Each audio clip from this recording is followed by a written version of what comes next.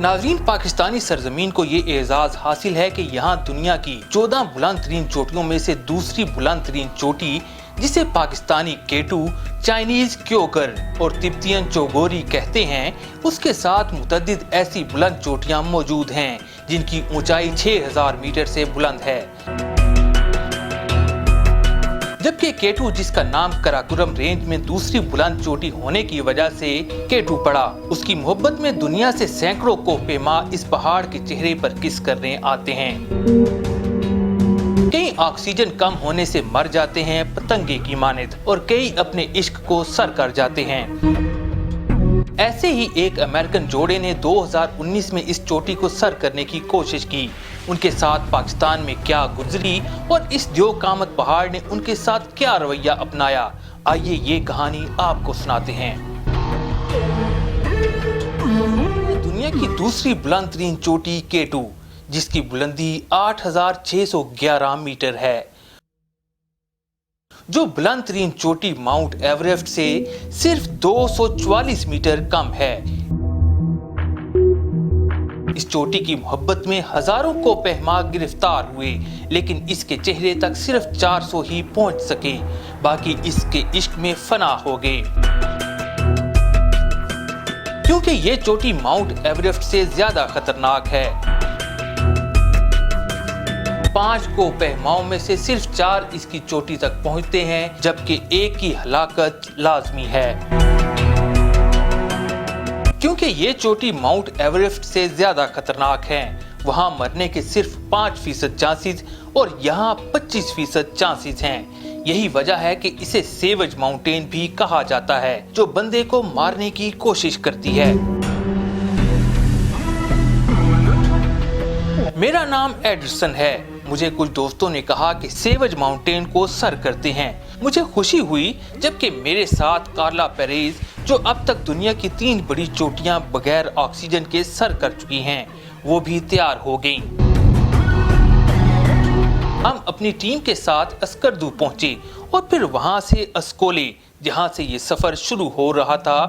ये 6 से 7 घंटे का पहाड़ी सफर था, जो हसीन नजारों के साथ खतरनाक भी था। जब हम बेस कैंप की तरफ चले तो हमारे साथ कोई 400 लोकल पोर्टर्स थे। ये एक कैंप वैली थी जो सज चुकी थी। जब वैली खत्म हुई तो हम K2 बेस कैंप के शुरुआत पर मौजूद थे। हम ऊपर जाने के लिए कैंप पर गियर अप हो रहे थे कि एक मुश्किल सफर हमारा मुंतजिर है। लेकिन ये सफर और भी मुश्किल हो गया जब मैं गोरो बेस कैंप पर अचानक रात को बीमार पड़ गया। लेकिन मैंने किसी सूरत वापस नहीं जाना था। मैं इतने दूर आकर वापस नहीं लौट सकता था। Last night, getting as sick as I think I've been since like I was 22, backpacking through India. You don't want the gory details, maybe you do.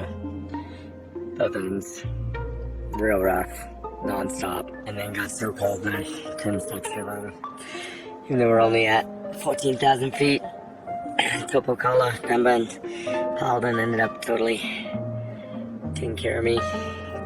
Came to the kitchen to fire up a bunch of water so I could have hot water bottles, and just went through a legit hellish night. But I think I'm turning the corner. I haven't puked in 2 hours, which is a record since 11 p.m. last night.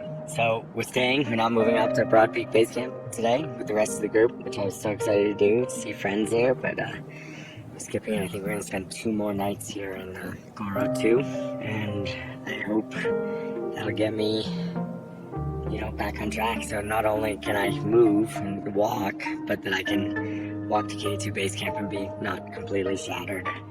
मैंने medication की और अल्लाह की मेहरबानी से कुछ बेहतर हो गया।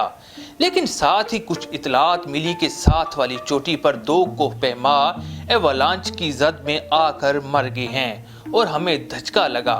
हर कोई कह रहा था ना जाओ, मारे जाओगे, लेकिन हम जाने को तैयार हो गए। जैसे ही हम रेडी हुए तो पोर्टर्स ने हड़ताल कर दी कि वो सिर्फ $2 मुआवजे पर काम नहीं कर सकते, जो कि वाकई कम मुआवजा था। कंपनी ने उनसे धोखा किया और आखिर में हमारे साथ सिर्फ 15 पोर्टर्स बचे थे। हम मजीद डिले नहीं कर सकते थे, वरना हम चोटी सर नहीं कर पाएंगे। लेकिन जैसे ही हम बेस कैंप 2 पर पहुंचे, K2 ने हमें अल्टीमेटम दे दिया। The mountains seemed to greet them with a dire warning. Walking into base camp on K2, and of course, the first thing we see, huge avalanche cloud covering the route from base camp to the base of the Abruzzi. Shit. लेकिन बीमारी और porters के बगैर हम पहाड़ के बिल्कुल नीचे पहुंच चुके थे।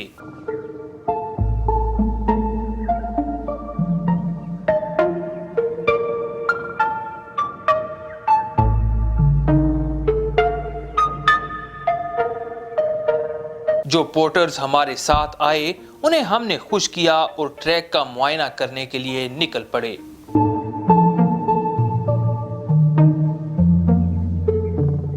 हमने अब्रूज़ी रूट का मुआयना किया, लेकिन कुछ ही घंटों में उसने हमें एहसास दिलाया कि लौट जाओ, इसलिए हमने दूसरा रूट इख्तियार किया। Just got to the base of the Abruzzi route. So I'm going to check out today. They planned to climb to Camp 1 and do a light survey of the Abruzzi route, but things took a turn for the worse only a few hours in. Halfway on the way to Camp 1. Warming morning. It's had a pretty real wet side. We saw 2 people caught in it, but we think they got out. But it's running hard and fast. Nice first. चेसियन route थोड़ा technical था, लेकिन इस पर लोग बहुत कम थे। इस पर कैंप बगैर किसी वजन के खड़ा करना ऐसा था जैसे आपने हवा में कुछ सेट कर दिया हो।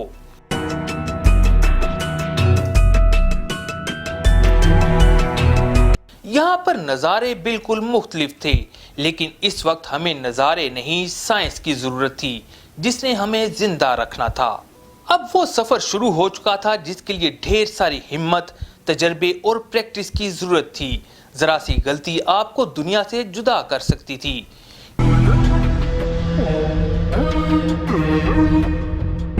K2 की चोटी आसमानों के अंदर है। यहाँ पर पहुंचना जान जोखों का काम है। अगर मौसम अच्छा हो तो आप हरकत कर सकते हैं, वरना मौत का सामना है। हम जैसे जैसे बुलंदी पर जा रहे थे, हमने वार्म मास्क पहन लिए, क्योंकि ठंडी हवा आपका गला खराब करने के साथ आपको खांसी में मुब्तला कर सकती थी। हमने मौसम ठीक देखा और कैंप नंबर 4 तक पहुंच गए, जहां से हमने समिट करने के लिए पहुंचना था। लेकिन K2 ने हमें आगे जाने की इजाजत ना दी। उससे आगे जाना मुमकिन ना था, इसलिए हम थक हार कर बेस कैंप वापस लौट आए। इस सारी सूरत-ए-हाल को देखकर आधे से ज्यादा कोपहमा वापस लौट गए। I don't really want to be on a 40-degree avalanche slope with no protection at 27,000 feet while climbing without oxygen. Those are not the margins of safety that I'm looking for. By the brutal conditions of Camp 4, Adrian, Carla, and Topo returned to a base camp in chaos. Failing even to break trail en route to the summit, most of the remaining commercial teams felt that success was no longer possible. Over the next 2 days, the majority of them would pack up and go home. K2 Base Camp, with over 150 tents spread out over a half-kilometer of rock-covered glacier, went from this to this. With their confidence shattered and the obstacle in front of them seemingly too big to overcome, the team had a decision to make. They could pack up and leave with the rest of the climbers, or they could stay and hope for a miracle. हमें मालूम हुआ कि 4 रोज बाद बर्फबारी शुरू हो सकती है।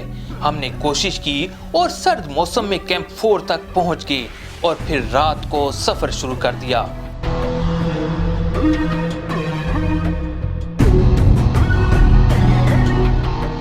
लीजिए, सुबह हो चुकी है। हमें 5 घंटे लगातार चढ़ते हुए हो चुके हैं। हर तरफ बर्फ ही बर्फ है। नीचे पथरीली चट्टानें हैं। ये तकलीफ दे है, हम सिर्फ 7 बंदे ऊपर पहुंचे हैं और चंद घंटे हैं समिट को। हमें उस रस्सी के आखिर तक पहुंचना है। हम तकरीबन पहुंच चुके हैं। मुझे यकीन नहीं आ रहा हमने K2 समिट कर लिया, जबकि हमारे साथ आने वाले 95% को बेहमा वापस जा चुके हैं।